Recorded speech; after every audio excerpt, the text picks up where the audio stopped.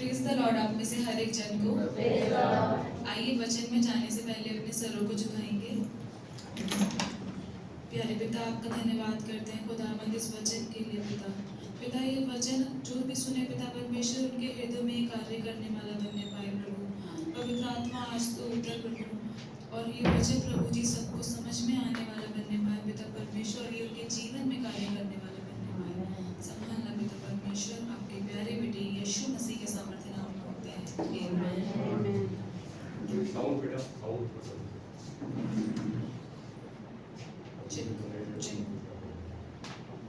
वचन में जाने से पहले मैं आज आपसे एक क्वेश्चन पूछना चाहूंगी।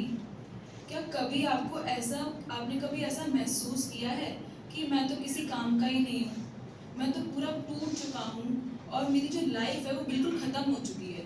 मतलब मेरी जो ज़िंदगी है वो किसी काम की रही ही नहीं है। हो सकता है शायद लोग मुझे भूल गए हैं, या मेरे हालातों ने मुझे इतना तोड़ दिया है कि मैं अब डरता हूँ कि आगे मेरा क्या होगा। क्या आपने कभी ऐसा सोचा है? कोई ऐसा है जो हमेशा ये सोचता हो कि आगे का क्या होगा, या मैं तो इतना बेकार हूँ, मैं कुछ कर भी नहीं सकता अपनी ज़िंदगी में। तो आज मैं आपको दिखाऊंगी कि परमेश्वर का वचन हमसे क्या कहता है। पहले हम वचन पढ़ेंगे। यशाया 43 का 1 कहता है, आइज़ाया चैप्टर 43 वर्स 1 कहता है, कोई पढ़ दे। हे इज़राइल, तेरा रचने वाला, और हे याकूब, तेरा सृजनहार यहोवा अब यूं कहता है, मत डर, क्योंकि मैंने तुझे छुड़ा लिया है, मैंने तुझे नाम लेकर बुलाया है, तू मेरा ही है। आमीन। वचन आपसे क्या कह रहा है? जहाँ आप कह रहे हो कि मेरी लाइफ खत्म हो गई और मैं डर रहा हूँ, तो वचन आपसे क्या कह रहा है? मत डर, क्योंकि मैंने तुझे छुड़ा लिया है और तेरा नाम लेकर बुलाया है और तू मेरा ही है। आमीन। आज परमेश्वर आपसे कह रहा है, तू तो खुद को छोड़ सकता है पर मैं तुझे नहीं छोड़ सकता। मेरे अनुग्रह ने तुझे ढूंढ लिया है। आमीन, आमीन। आज मैं आपको बाइबल में से एक स्टोरी सुनाना चाहूँगी, और ये जो कहानी है ये हमें परमेश्वर का बहुत ही गहरा प्यार दिखाती है। और ये कहानी एक ऐसे इंसान की है जिसके पास एक बार तो सब कुछ था, बट पल भर में उसका सब कुछ छिन गया और उसकी पूरी जिंदगी बदल गई। ये कहानी है मेफीबोशेत की। और ये कहानी मेफीबोशेत कौन था हम पहले देखेंगे। 2 सैमुएल वर्स 4 कहता है, दूसरा शमूएल उसका 4 कहता है, शाऊल के पुत्र योनातान ने एक लंगड़ा बेटा था।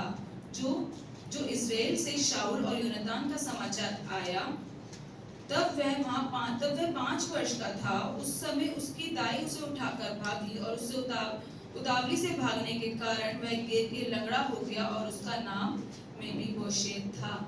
अब आप ये देखो, एक बच्चा, एक राजकुमार, जो उसका राजा का जो घर में वो रहता था, उसकी पहचान क्या थी? वो एक राजकुमार है, उसकी अपनी अलग ही आइडेंटिटी चल रही थी वहां पर। लेकिन एक पल में उसका सब कुछ छीन गया उससे। शाऊल युद्ध में मारा गया, उसका पिता योनातान भी, जोनाथन जिसको इंग्लिश में कहते हैं, योनातान भी मारा गया, और महल में इतनी अफरा तफरी मच गई कि क्योंकि वो 5 साल का बच्चा था, वो भाग नहीं सकता था। उसकी दाई उसको उठा के भागी, और वो ऐसा भागी कि उसने उसको गिराया और उसको जिंदगी भर के लिए अपाहिज कर दिया।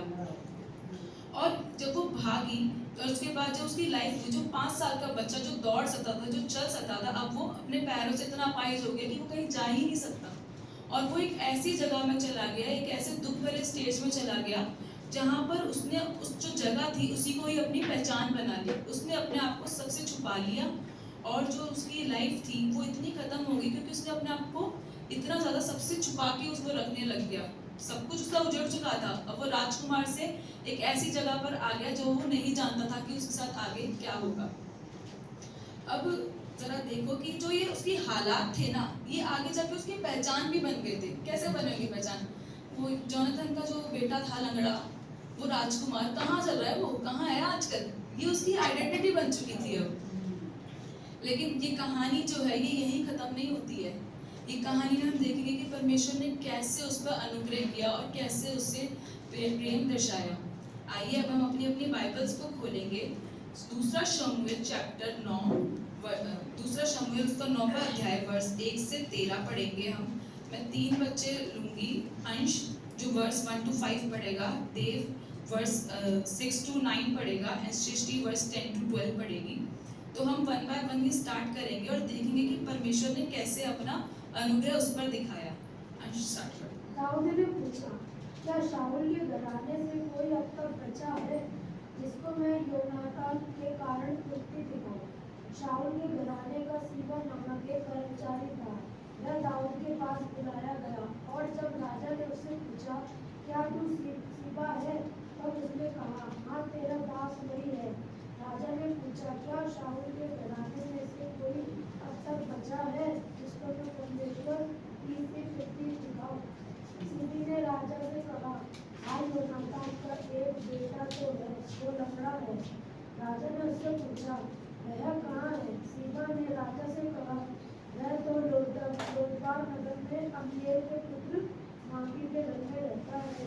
तब राजा दाऊद ने दूत भेजकर उसको लोदबार के अम्मीएल के पुत्र माकी के घर में भिजवा दिया। तो वर्स कहता है 1 to 3 हम पढ़ेंगे पहले। दाऊद ने पूछा, क्या शाऊल के घराने में से कोई ऐसा अभी तक बचा है जिसको मैं योनातान के कारण प्रीति दिखाऊं? अब जो जोनाथन है, इसके कारण दाऊद उसमें प्रीति क्यों दिखाना चाहता है? अगर आप फर्स्ट सैमुएल चैप्टर 20 पढ़ेंगे तो आपको पता चलेगा कि जो जोनाथन और दाऊद है, इनके बीच में इतनी गहरी दोस्ती थी। जोनाथन कौन था? मेफीबोशेत का फादर था। इन दोनों के बीच में इतनी गहरी दोस्ती थी कि जब दाऊद छुप के भाग रहा था तब जोनाथन ने उसको बचाया था और इन दोनों ने एक दूसरे से वादा किया था कि हम हमेशा एक दूसरे के परिवार को देखेंगे और उनकी सहायता करेंगे। अब जो जोनाथन है वो तो मर गया है, पर दाऊद को अपना वादा याद है। ये वचन हमें सिखाता है कि जो दाऊद ने जो वाचा बांधी थी ना उसके साथ, उसने उससे वही करने को दिखाया। ये वचन हमें सिखाता है कि जब परमेश्वर हमारे से वाचा बांधता है तो वो उसको पूरा करता है। दाऊद ने जो कृपा जो उसको मेफीबोशेत के ऊपर करना चाहता था, वो इसलिए नहीं करना चाहता था क्योंकि वो डिजर्व करता है, या दाऊद ऐसे नहीं आया दिखाओ आज दाऊद के घराने में कौन सा ऐसा बंदा है जो आज मेरी कृपा को डिजर्व करता है या मेरी कृपा के लायक है। उसने इसलिए नहीं किया, उसने इसलिए ये किया क्योंकि उसने वो वाचा उसके साथ बांधी थी कि मैं तेरे परिवार को बचाऊंगा या तेरे परिवार को देखूंगा। ये एक रिलेशनशिप था दाऊद और उसके बीच में। अब यही वाचा हमारे साथ हमारे परमेश्वर ने भी बांधी है कि मैं तुझ पर अपनी कृपा दिखाऊंगा, क्योंकि परमेश्वर ने हमसे ये वादा किया है और परमेश्वर जो अपना वादा है वो उसे कभी नहीं भूलता। आमीन। अब आगे क्या होता है? शाऊल के घराने सीबा नामक एक कर्मचारी था। दाऊद के पास बुलाया गया और राजा ने उससे पूछा, क्या तू सीबा है? उसने कहा, हाँ, तेरा दास वही है। राजा ने पूछा, क्या शाऊल के घराने में कोई अब तक ऐसा बचा है जिसमें मैं परमेश्वर की सी प्रीति दिखाऊं? परमेश्वर की सी प्रीति दिखाऊं मतलब परमेश्वर जैसा प्रेम करूं। परमेश्वर का प्रेम कैसा है, कैसा दिखता है, कोई बता सकता है? परमेश्वर का जो प्रेम है, जो दाऊद इसमें कहना चाहता है, वो कहना चाहता है कि मैं उससे ऐसा प्रेम करना चाहता हूँ जो कि बिना शर्त के हो, जैसा परमेश्वर ने किया। मैं उसमें एक ऐसी प्रीति दिखाना चाहता हूँ, उसको ढूंढना चाहता हूँ, उसके साथ जो मैंने वाचा बांधी है उसको वो पूरी करना चाहता हूँ और उसको उठाता हूँ, उसे प्यार करता हूँ। ये है परमेश्वर का सा प्रेम जो दाऊद ने मेफीबोशेत के लिए दिखाया। परमेश्वर का प्रेम है। अगर आपको ऐसा लगता है कि मैं अच्छा हूँ इसलिए परमेश्वर मुझसे प्रेम करता है, नहीं, परमेश्वर अच्छा है इसलिए वो आपसे प्रेम करता है। आमीन। जो दाऊद था वो उस पर एक नॉर्मल कृपा नहीं करना चाहता था कि आओ बुलाओ दे देते हैं, कुछ दिखा देते हैं, डॉक्टर वो उस पर ऐसी नॉर्मल सी कृपा नहीं करना चाहता था। वो उस पर वो कृपा करना चाहता था जो परमेश्वर ने उसके ऊपर की थी। जैसा प्रेम परमेश्वर ने उसके ऊपर किया था वैसा ही वो करना चाहता था। अब ये जो कहानी है ये सिर्फ दाऊद को नहीं दिखाती, ये हमारे और परमेश्वर के दिल की झलक भी दिखाती है कि जो अनुग्रह हम पर इसलिए नहीं होता क्योंकि हम अच्छे हैं, अनुग्रह इसलिए होता है क्योंकि परमेश्वर अच्छा है। वो हमसे इतना प्यार करता है कि उसकी कोई शर्त ही नहीं है प्यार करने की। जैसा दाऊद ने जोनाथन के साथ वाचा बांधी थी, वैसे ही प्रेम की वाचा एक हम भी बंधे हुए हैं परमेश्वर के साथ। अब आगे क्या होता है कि दाऊद कहता है, सीबा ने राजा से कहा, हाँ, योनातान का एक बेटा तो है जो लंगड़ा है। राजा ने उससे कहा, वह कहाँ रहता है? सीबा ने कहा, वह लोदरबार नगर में एमीएल के पुत्र मीका के घर रहता है। और राजा दाऊद ने दूत भेजकर उसको लोदेबार अमीएल मीका के घर से बुला लिया। अब मेफीबोशेत कहाँ रहता था? लोदेबार नगर में रहता था। अब जो लोदेबार वर्ड है, ये इब्रानी का शब्द है, एक हिब्रू भाषा का शब्द है। इसमें लो का मतलब होता है नो या नॉट, और जो देबार का मतलब होता है वो पैशर और कोई वर्ड, कोई नथिंग, मतलब कि बिना, एक बंजर जमीन, एक सुनसान जगह जहाँ पर कोई कुछ ना हो, एक आवाज ना हो, कोई चरवाहा ना हो, बस एक खालीपन हो। कहाँ रहता था वो? एक खाली सी जगह में। यहाँ वो एक नगर का नाम बता रहा है, बट अगर आप बाइबल के उसमें जाओगे तो वो एकदम अकेला रहने लग गया था, क्योंकि उसने अपने आप को इतना दूर कर दिया था सबसे कि वो एकदम लो दबार के नगर में रहने लग गया था, जहाँ वो किसी से बात भी नहीं करता था, किसी को देखता भी था और ना कोई उसकी खबर रखने वाला था।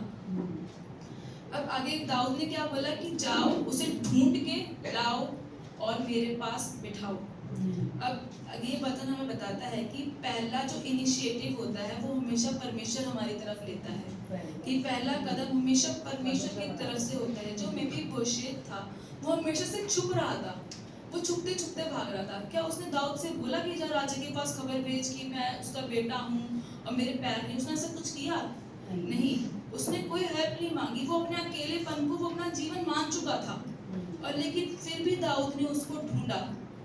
हम ये बताता है कि आपने अपने परमेश्वर को नहीं चुना है। अगर आप में से कोई ऐसा है जो कहता है कि मैंने अपने परमेश्वर को चुना है, नहीं, आपके परमेश्वर ने आपको चुना है। आपने भी परमेश्वर से प्रेम इसीलिए किया क्योंकि पहले परमेश्वर ने आपसे प्रेम किया अपना बेटा देकर। इसका मतलब पहला जो कदम है वो हमेशा परमेश्वर ही आपकी तरफ उठाता है। तो पहला पॉइंट क्या था कि परमेश्वर अपने वाचा के प्रेम को नहीं भूलता, और दूसरा पॉइंट है कि पहला कदम हमेशा परमेश्वर की ओर से आता है। अब आगे क्या होता है कि आगे बढ़ते हैं। अब देव पढ़ देगा 6 to 9 वर्स पढ़ दो। जब मेफीबोशेत जो योनातान का पुत्र और शाऊल का पोता था दाऊद के पास आया, तब मुंह के बल गिरकर दंडवत किया। दाऊद ने कहा, हे मेफीबोशेत। उसने कहा, तेरे दास को क्या आज्ञा? दाऊद ने उससे कहा, मत डर, तेरे पिता योनातान के कारण मैं निश्चय तुझको प्रीति दिखाऊंगा और तेरे दादा शाऊल की सारी भूमि तुझे फिर दूंगा और तू मेरी मेज पर नित्य भोजन किया कर। उसने दंडवत करके कहा, तेरा दास क्या है कि तू मुझे ऐसे मरे कुत्ते की और दृष्टि करे। तब राजा शाऊल के कर्मचारी शीबा को बुलवाकर उससे कहा, जो कुछ शाऊल और उसके समस्त घराने का था वह मैंने तेरे स्वामी के पोते को दे दिया है। तो अब यहाँ पर क्या होता है, जो जोनाथन का पुत्र है शाऊल, दाऊद उसे अपने यहाँ पर बुलाता है और उसको बोलता है कि जो तेरे दादा की जमीन है वो मैं तुझे देना चाहता हूँ। तो बदले में जो मेफीबोशेत है वो उसको क्या कहता है, वर्स 8 में क्या लिखता है कि वो उसको दंडवत करके कहा, तेरा दास क्या है कि तू उस पर तेरा दास एक ऐसे मरे कुत्ते के समान है और तू उस पर अपनी दृष्टि कर रहा है। अब आप ये देखो कि जो मेफीबोशेत है उसकी सेल्फ इमेज उसकी नजरों में क्या थी कि मैं तो मरे कुत्ते के समान हूँ। मतलब उसने अपने आप को सिचुएशन में इतना ढाल लिया था कि उसको वो अपनी आइडेंटिटी मान चुका था। उसने उसको अपनी हालातों को, उसने अपनी सिचुएशन को ही अपनी आइडेंटिटी मान लिया था कि वो एक राजा के सामने जो उसको, अब वही बात होगी जैसे कि अगर मेरे पापा मुझे कुछ दे रहे हैं कि बेटा तू ये कर दे और मैं आपको कहूँ पापा यार मैं किस लायक हूँ जो आप मुझे दे रहे हो।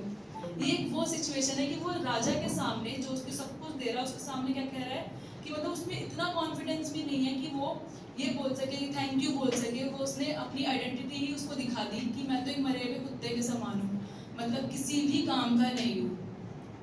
अब यहाँ क्या होता है कि लेकिन दाऊद ने उसको क्या बोला कि दोबारा उसको बुलाया सीबा को और बोला कि इसको शाऊल के घराने की सारी जमीन दे दो। ये वचन हमें सिखाता है कि परमेश्वर हमारी आइडेंटिटी को भी बदल देता है। दुनिया आपको लेबल देती है। दुनिया ने क्या मेफीबोशेत को लेबल नहीं दिया होगा, बोला होगा ना, अरे वो जो लोदेबार में रहता है, अरे वो किसी से नहीं बोलता, योनातान का पुत्र, अरे वो लंगड़ा, ऐसे बोला होगा ना, उसको लेबल दिए होंगे ना। उसके क्या पता उसको इतना नीचे दिखाया हो कि वो राजा के सामने उस चीज को एक्सेप्ट कर रहा हो कि हाँ मैं ऐसा ही हूँ, उसने अपनी सिचुएशन को इतना मान लिया हो। और ऐसे ही कई बार हम भी कर लेते हैं, हम जो अपनी समस्या में होते हैं हम उसी को बार बार दोहराते हैं कि नहीं यार मैं नहीं हूँ किसी लायक, आप मुझे किस बात के लिए कॉन्ग्रेचुलेट कर रहे हो, मैं तो किसी लायक हूँ ही नहीं, मेरे तो इतने अच्छे मार्क्स आए ही नहीं, आप क्यों मुझे कॉन्ग्रेचुलेट कर रहे हो। होता है ना ऐसा। लेकिन परमेश्वर ने आपको क्या आइडेंटिटी दी है हम वो देखेंगे। मैं चाहूंगी कोई क्या पहचान दी है हम वो देखेंगे। पहला यूहन्ना 3:1 1 जॉन वर्स 3:1 कहता है, कोई पढ़ देगा।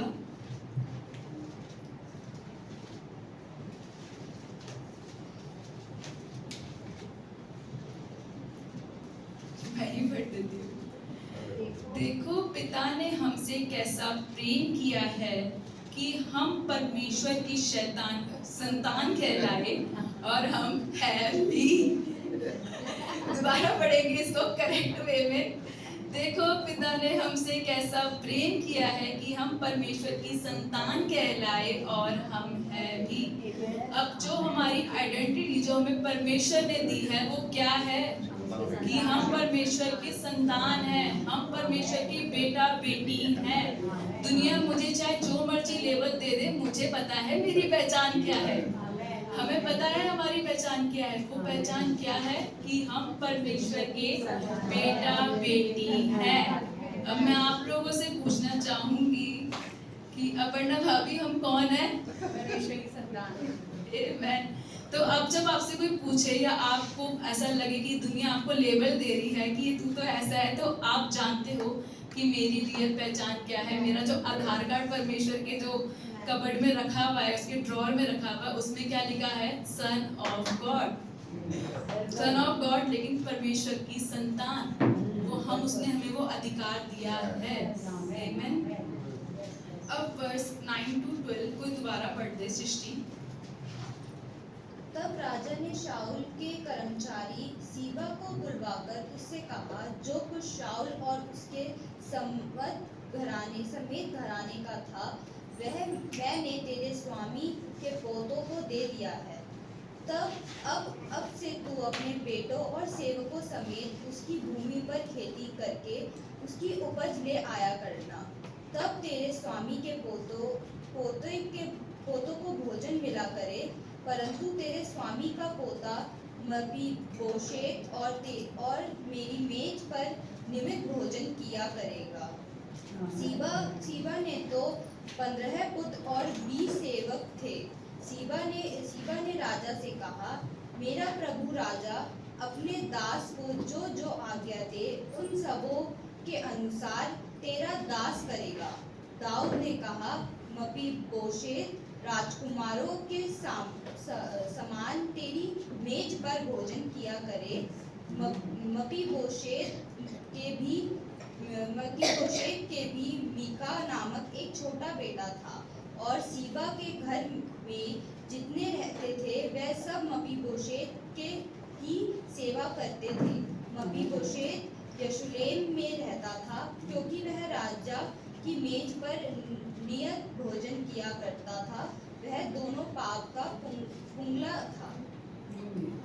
तो वर्स जो 9 से जो 12 है वो हमें बताता है कि दाऊद ने उस पर कैसा अनुग्रह किया।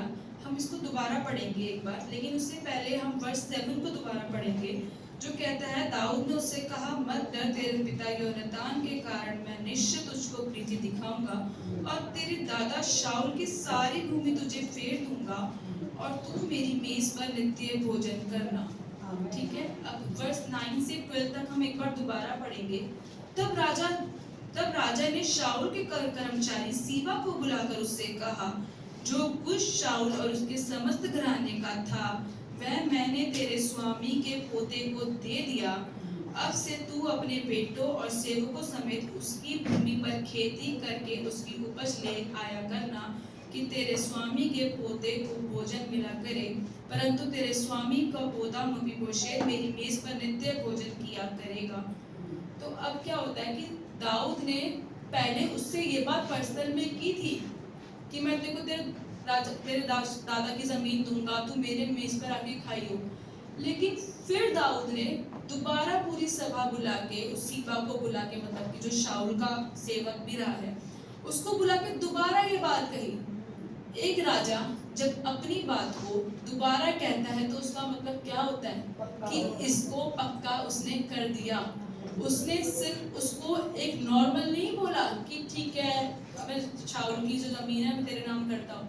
उसने उसको सबके सामने एक्सेप्ट किया कि मैंने इसको वो जमीन दी है जो उसके दादा की है, और सीबा को बोला कि इस पर खेती करके इसकी उपज इसको देना और ये मेरी मेज पर खाना खाएगा। जब अगर वो राजा है, अगर उसने मेफीबोशेत बाहर जाके ये भी कहता ना कि राजा ने मुझे ये बोल दिया है, वो लोग तब भी मान जाते। लेकिन दाऊद को पता था कि उसको कहाँ अपनी पावर दिखानी है, इसलिए उसने दोबारा जाकर सबके सामने ये बात को बोला कि ये मेरी ही मेज पर खाना खाएगा। तो जब उसके जो 15 बेटे और 20 सेवक थे उसी खेत में खेती भी करते थे, तब भी मेफीबोशेत कहाँ रहा? वो यरूशलेम में ही रहा, क्योंकि वो दाऊद की टेबल पर ही खाना खाता था दाऊद के साथ। अब ये मेज पर साथ बैठना, मेज में शामिल होना, भोजन करना आपको कुछ याद दिला रहा है क्या? Yes. सुना सुना सा नहीं लगता? Yes. हर संडे क्या करते हैं हम लोग? परमेश्वर की मेज में ही तो शामिल होते हैं। Amen.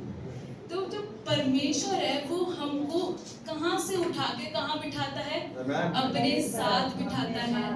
उसने हमें अपनी मेज पर बिठाया है। उसने अनुग्रह से हमारा उद्धार किया है। जैसे मेफीबोशेत का जो दाऊद जो था, उसने मेफीबोशेत के सेवकों को आज्ञा दी कि कमा के सबको इसे दो, लेकिन ये बैठेगा कहाँ पर? मेरे साथ। वैसे ही परमेश्वर ने आपके ऊपर अनुग्रह दिखाया है और आप उसकी मेज में शामिल होते हैं। आमीन। और मसीह ने आपको अपने साथ बिठाया है। मैं चाहूंगी कोई जल्दी से इफिसियों 2:6 पढ़ दे। जल्दी जल्दी खोल लिया करो।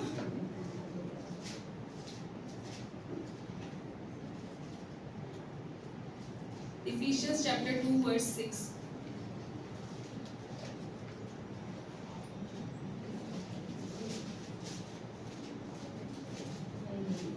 और मसीह यीशु में उसके साथ उठाया और स्वर्गीय स्थानों में उसके साथ बैठाया। आमेन। आप देखो कि दाऊद ने उसको कौन सी मेज पे बिठाया था? अपने जीवन की सी। और दाऊद उस पे कैसा अनुग्रह कर रहा था? परमेश्वर की सी प्रीति दिखा रहा था। लेकिन परमेश्वर की प्रीति तो ऐसी है कि तू यहाँ तो मेज में बैठ ही बैठ, स्वर्ग में मैंने तेरे लिए अलग से भी मेज लगा रखी है अपने साथ बैठने की। वो स्टॉप नहीं हुआ यहाँ पर। दाऊद परमेश्वर का सब प्रेम दिखाना चाहता था, लेकिन परमेश्वर का प्रेम तो उससे भी बढ़कर था या है उससे बढ़कर। आमीन। अब आप देखो कि मेफीबोशेत की जिंदगी इसके बाद से बदल गई। मेफीबोशेत दोबारा पैरों पर नहीं चलता था। उसकी जो फिजिकल स्ट्रेंथ थी, जो उसकी फिजिकल हालत थी, वो ऐसे ही रही, पर तब भी उसकी आइडेंटिटी चेंज हो गई, क्योंकि अब वो राजा के साथ बैठने लगा। क्या अब किसी की हिम्मत होगी उसको जाके कुछ भी बोलने की? या क्या अब वो दोबारा लोदेबार में जाएगा, उस लोनलीनेस में जाएगा? जबकि वो राजकुमार से, वो जो बीच का जो उसने पूरा अपनी जिंदगी जी, वो दोबारा अपनी राजकुमार वाली लाइफ में, जो प्रधान वाली लाइफ में वो आ चुका था। आमीन। अब एक इंसान जिस सबने रिजेक्ट कर दिया, जो सिर्फ खुद को यूजलेस समझता है, उसको अचानक एक राजा आके कहे कि आ और मेरे साथ बैठ के खाना खा, मेरी मेज पर बैठ। ये क्या है? यही परमेश्वर का अनुग्रह है, और उस परमेश्वर के अनुग्रह ने आज आपको भी ढूंढ लिया है, और परमेश्वर का जो प्रेम है वो आज आप पर भी उमड़ता है। तो मैं आपसे कहना चाहूंगी कि अगर आज आप में से कोई लोदेबार में है और महसूस कर रहा है कि मैं टूट गया हूँ और मैं बिल्कुल बेकार हूँ और मेरी लाइफ खत्म हो चुकी है, तो सुनिए वचन क्या कहता है।